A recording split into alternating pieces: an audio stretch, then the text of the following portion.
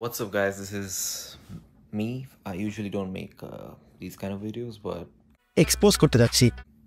I guess I had to for some reasons.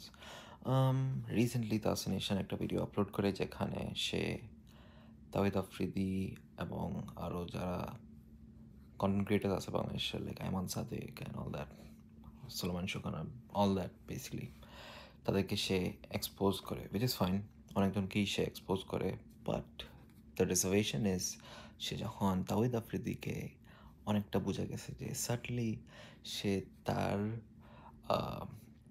তাকে support করতে try করছে in the way যে করে বলেছি, আফ্রিদি তুই পোস্ট কেন করছিস না?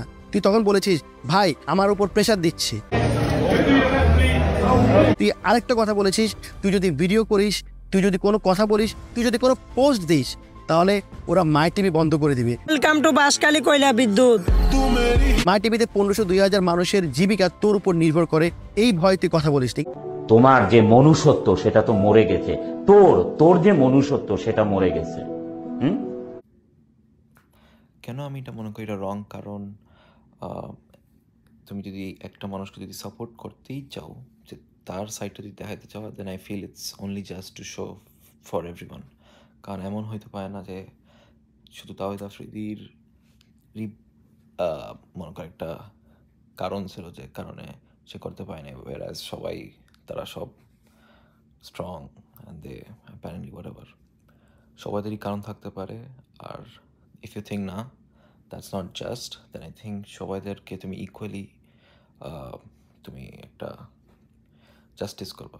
এমন না যে তুমি তাওহিদ আফ্রিদির পাস দেখতে ট্রাই করতেছো যে ও না, তার অনেক মানুষ তার আন্ডারে কাজ করে, এমন হইলে তো তাইমান সাদিকের আন্ডারে অনেক মানুষ কাজ করে, এমন হইলে আরও যতজন আছে তাদের আন্ডারেও কাজ করে। বাট দ্য ফ্যাক্ট দ্যাট তুমি তাদেরটা এমনি দেখো নাই, বাট তারটা দেখতে চাচ্ছ, shows that you are trying to be biased.